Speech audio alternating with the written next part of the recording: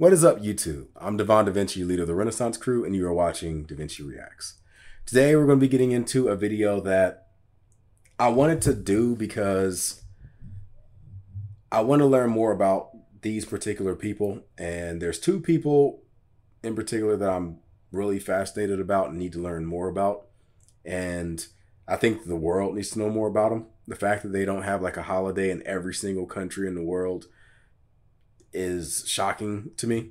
It's something that needs to be done. So the two people that I'm talking about are, of course, the subject of this video that I'm reacting to, which is, I forgot his name, but he's the guy that refused to give authorization to launch the Russian nuclear weapons when the Russian nuclear submarine assumed that America had already launched nuclear weapons, and two officers already gave the approval to launch theirs, but the third person said that they weren't going to do it, and pretty much single-handedly saved the world.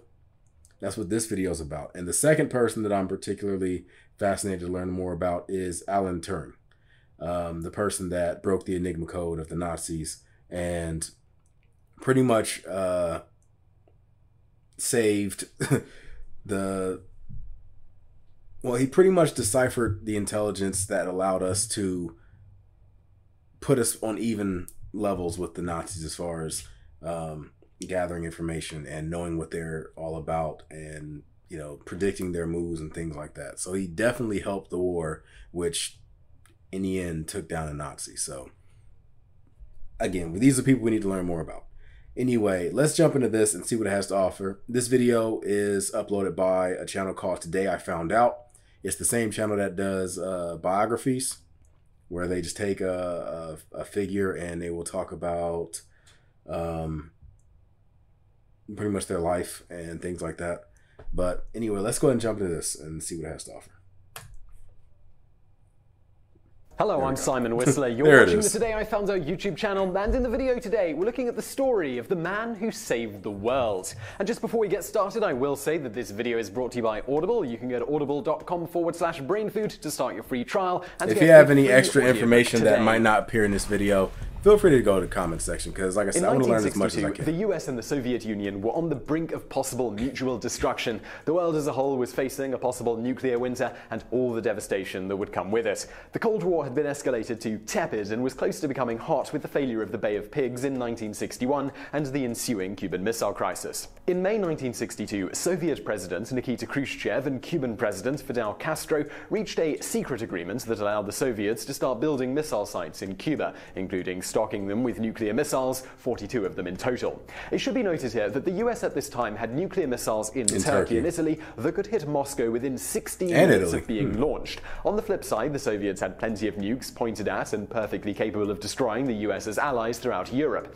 However, the Soviets did not have nearly the capability to precisely destroy targets in the United States itself. Certainly they had enough nukes to destroy all the major cities in the US and more, but they were at this time lacking in extremely reliable intercontinental ballistic missiles to adequately function as a mutual destruction deterrent. Indeed, there were some in the US brass that felt that the loss of allies... This thing, it takes forever to stop. It's actually very funny when you consider the fact that America had weapons that were capable of reaching Russia, but Russia didn't have weapons that were capable of reaching America. But America threw such a hissy fit when they found out that Russia was doing pretty much the exact same thing that they themselves were already doing. I mean, I'm not shocked, because this is around the time when America was at the height of its imperialist tendencies. This was around the time when we were pretty much funding rebellions and revolutions and coups d'etats all over the world. A lot of them against perfectly normally elected leaders, or perfectly normally elected democratic leaders that we overthrew and established like dictatorships and horrible regimes. And we supported them only because they shared our interest in something. So it's like, America, you can sit there and throw a temper tantrum, but at the end of the day, you're like, don't throw stones in glass houses. throughout Europe, and the lesser direct casualties from long-range nukes that managed to hit their targets in the US were acceptable losses given the payoff that would be the annihilation of the Soviet Union and the end of that threat to the United States. So if the Soviet Union had nukes in Cuba, that tipped the balance in the Cold War back to even rather than in the US's favor as before. In the fall of 1962, the United States sent a US U-2 aircraft to fly over Cuba to attempt to confirm the rumors that they had heard about the Soviet missile sites in Cuba. On October the 14th, 1962, the U-2 arrived back with pictures of these missile sites. A day later, the pictures were presented to President Kennedy. Tensions rose and alarms were sounded, and thus on October the 15th, 1962, the 13-day ordeal that became known as the Cuban Missile Crisis began. Vasily Arkhipov was born on January the 30th, 1926 to a poor peasant family near Moscow in a town of Staraya Kupavna. At the age of 16, he began his education at the Pacific Higher Naval School. Vasily saw his first military action as a minesweeper in the Pacific Theater at the tail end of World War II. In 1947, he graduated from the Caspian Higher Naval School and served on submarines in the Soviet Black Sea, Northern and Baltic fleets. In 1961, Vasily got his first taste of crisis management in an incident that, while extremely momentous, wasn't even close to what he'd come to deal with later. This first incident happened when Vasily was appointed deputy commander of the new K-19 sub, today known as the Widowmaker, one of the first Soviet nuclear subs, which was also equipped with a nuclear ballistic missile. On July the 4th, 1961, as the sub was conducting exercises near Greenland, a major leak was discovered in the radiant cooling system. Since no backup cooling system was installed pre-sale, the reactor on the sub was in real danger of a nuclear meltdown. In order to prevent a nuclear accident unlike any the world had ever seen before, the captain of the sub sent workers into the high radiation areas to build a cooling system on the spot. Every member of the sub did what they could to prevent the disaster. Vasily, lending his engineering expertise, helped contain the overheating reactor. The crew succeeded, but not before those workers and many on the crew developed radiation sickness. Every worker that was sent as first responders into the high radiation areas died within days. Due to this, a mutiny nearly erupted on board the K-19 sub. Vasily backed his captain in continuing the work and was eventually awarded a medal for his bravery in a time of crisis and for his loyalty to the Soviet Union. All of this, though, would be a precursor to the day that Vasily Arkhipov saved the world. After his time on the K-19 sub, Vasily was made second in command of the B-59, one of 4 attack submarines that was ordered to travel to Cuba on October 1st, 1962. The sub contains 22 torpedoes, one of which was nuclear, holding the same strength as the bomb that was dropped on Hiroshima. The captains of each of these 4 subs was given permission to fire their nuclear torpedoes at their own discretion, so long as they had the backing of the political officer on board. Unknown to the crew of the B-59, the United States began their naval blockade of Cuba on the 24th of October and informed the Soviets that they would be dropping practice depth charges, think warning shots, to force subs to surface and be identified. Moscow could not communicate this information to the B-59 due to it being too deep underwater to receive radio transmissions. On October the 27th, 1962, US destroyers and the aircraft carrier USS Randolph located the sub, trapped it, and began dropping depth charges to force it to surface. The sub's crew, which had been traveling for nearly 4 weeks with very little communication with Moscow, was tired and not aware of the circumstances. The sub's captain, Valentin Savitsky, believed that nuclear war had already broken out between the Soviet Union and the US and wanted to fire the nuclear torpedo. Fortunately, particularly given the heightened tensions at the time, in this case, one other person had veto power over firing besides the captain and the political officer, and that was the second in command, Vasily Arkhipov. Vasily, despite being second in command on the B-59, was the leader of the fleet of the 4 Soviet subs sent. Had Vasily not been present, nuclear war would have likely happened, as both the captain and the political officer wanted to launch the nuclear torpedo. Vasily vehemently disagreed, arguing that since no orders had come from Moscow in a long time, such a drastic action was ill-advised and the sub should surface to contact Moscow. A heated argument then broke out, and legend has it that punches were thrown. Eventually, though, Vasily won the day. His reputation as a hero in the K-19 mutiny reportedly helped in the debate, and the sub eventually surfaced. Upon meeting their American enemies, they were instructed to head back to Russia. They obliged. Additionally, they began to have mechanical issues on board the sub, and they headed east. And with that, nuclear war was averted. Vasily Arkhipov was a hero once again.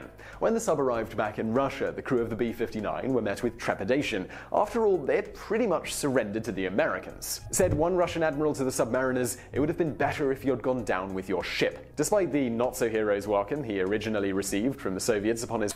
That's funny, because the people saying that, I guarantee, would have been the ones going, nope, you guys, you're good, we're going back to Russia. Like, get the fuck out of here with that stuff. Like, I hate when people say stuff like that, because you know they're only saying that because they're trying to brown nose whoever the higher up at the time that was probably listening in was, because okay, yeah, sure, you want to sit there and fight the Americans, fine, go out there and fight them.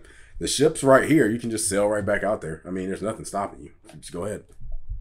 Gone down with your ship. Despite the not-so-hero's welcome he originally received from the Soviets upon his return, to his wife, Olga, Vasily was always the man who saved the world. The man who prevented nuclear war was a Russian submariner. His name was Vasily Arkhipov. I was proud, and I am proud of my husband, always. And now for some bonus facts.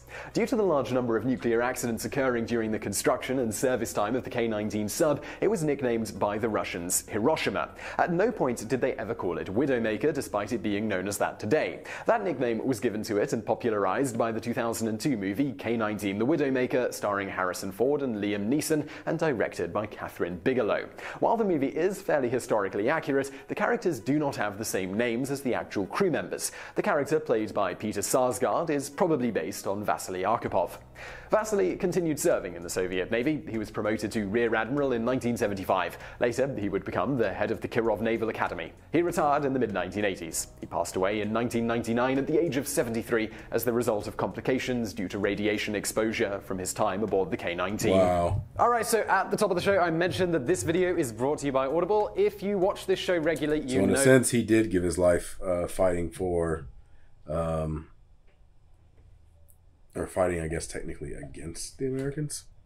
That I've mentioned I'm gonna let the ad play before, out. And today, well, I get to tell you about them again. Alright, so the way I feel about this is it's pretty simple. Hey, if you're watching this channel, you're probably into learning, especially if you watched it to the end. If you don't want to see it, Listen, skip you're in ahead, that but learning I'll demographic. And if you're in that learning demographic, well, Audible, you know, it's the way I feel about Audible as a sponsor for this show. It just fits well because, you know, you like learning. Audible has a ton of non-fiction. I mean, they got fiction as well, but I listen to mostly non-fiction. It's kind of the side I prefer. I mean, if you want to go listen to fiction, awesome. But I like to recommend non-fiction stuff. But, you know, if you like learning, you'll like Audible. It's as simple as that. Audible's been around for a while. There's a good chance a lot of you already have it. But if you don't, now is your chance, because you can get an Audible book totally for free with a trial membership by going to audible.com/brainfood. Now, I was having a think about what I wanted to do in this ad read, and I apologize, Audible, if I'm going to go off script here, but I was having a look on my phone at my audiobooks that I've previously listened to. Let me bring it up. Like, I was just scrolling through. I've got dozens of books on here that I've listened to over the years, and I know Audible like me to mention a book that I'm kind of listening to right now, but I found, I think it was the first book that I ever got, so it might have actually been that free book. It's this book. Can you see that? Masters of Doom. It's called Masters of Doom. It's narrated by Will Wheaton. Hold on. Which is a perk if you like Will Wheaton. I love Will Wheaton. Created in 1976, the first Apple I don't know if you can hear that, but it's awesome.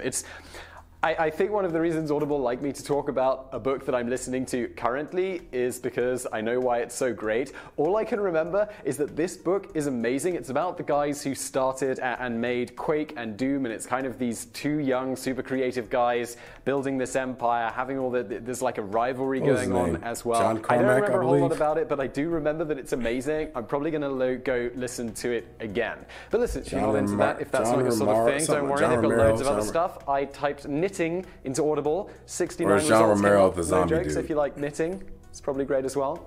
Not me, maybe you. Anyway, what's cool, and maybe this demonstrates this quite well, is that it was book, something Romero, I remember that. So many, I got as part of, like I said, maybe it was my free trial, maybe not, but years ago, and I can download it again and listen to it again. It's like I own it. It's not a rental service. That book is mine. And listen, if you do want to get your own book for free and join me as an Audible customer, please do head over to audible.com/brainfood. There's also a link in the description below. You get that free audiobook with a 30-day trial membership, and like I say, it's yours for life. So listen, just go check it out. I'm gonna keep that on. This ad is a lot longer than I thought it was, but yeah, the reason why I wanted to do this was because, one, I wanted to learn more about him. I mean, I didn't even know the guy's name, Vasily Arkhipov. I know it probably doesn't sound as professional as it should, but I'm learning. Baby steps. I got the foundation of his name. This is someone that I don't even believe I ever learned in school. I feel like I've heard the story about the nuclear sub and 2 people giving the go ahead and 1 person saying no. But I don't know if that was in school or if that was just something I encountered on the internet before I watched the oversimplified video. Because I definitely heard that before. I just don't know where I heard it. I don't believe I heard it in school, so I'm not going to give school credit for it. Like I said, there's a lot of different people that throughout history have done significant things, but you don't really hear too much about. Because like I've also heard that Vasily also, like, I heard that he passed away and he wasn't treated like the hero that he actually was. That could be something also that I'd like to learn more about. Like, maybe I'll just have to watch a biography video about him. Because like I said, this channel also has another YouTube channel called Biographies, and they go over different people throughout history. And I'm sure they did at least one video on Vasily Arkhipov. They had to have done at least one, because they have a lot of people they've done videos on. Matter of fact, the next video I'm watching, the Alan Turing one, I believe is a biographies video. But yeah, I would like to learn more. Go in the comment section, let me know what you all think, and let me know any information that you might be able to give that would teach me more about this person, and what efforts either have been put in place or can we do to make sure that Vasily Arkhipov is someone that is remembered throughout history as a human that we all should look up to, or look to be like. I mean, like, this was a guy that in the middle of a war, when you're like face to face with an enemy, you have a chance to attack. And the fact that he was so calm and was, I don't know if he was calm, I'm not going to say that, but the fact that he made a decision that a person who understands the full weight would make in that situation. Because we're talking about, like, in the military, if a lot of people go to the military because they either want to serve their country, or they have a problem with a certain type of enemy, or they just want to shoot or something like that. This guy, he was in that situation and he made the absolute right call. And just imagine what history would have been like if somebody else was put in his footsteps, somebody that wasn't as willing to stand up against the other authority in the Soviet Union and just went along with it. And I mean, it's pretty safe to say that I want to say a majority of people probably would have, if they had been in his situation, would have made the opposite decision. Like, they would have gone with the higher ups because they were afraid of what the people back in the Soviet Union might have said or something like that. So the fact that he was able to make such a cool, calm, and collected decision that he thought like the long term about it, it makes it that much more inspirational. Like, this is someone that I look up to. Like, I wish, I can only dream that if I ever find myself in a situation that calls for that type of what's the word I'm looking for? That if I ever found myself in a situation that called for that type of decision making, I would hope that I would have even a fraction of the insight that Vasily Arkhipov had. Like, it's just crazy. But anyway, I hope you guys enjoyed this video. If you did, make sure you hit that like button, subscribe, and share. I look forward to seeing what you guys have to say. I love these types of videos because, like I said, the world, like, people try to separate nations and things like that, and you have your friends, your enemies, and this, that, and the other. But at the end of the day, we're all one people, all trying to survive. You can go to, I don't care what country you go to. It can be any country. You can go to a country that could be seen as your sworn enemies. Like in America, you can go to North Korea. You're going to run into people that want to live a happy life, want to do right, want to raise their kids, and just want to survive. And if they're put in a situation where you're hurt and they have a chance to help you out, chances are they will do that, because that's just how humans are. usually it takes something else to get in the way, to interfere with that causes them to make a decision that that would come off as heartless. People in general are very passionate, or we're compassionate, we're like we want to help the other person out, because a lot of us, we have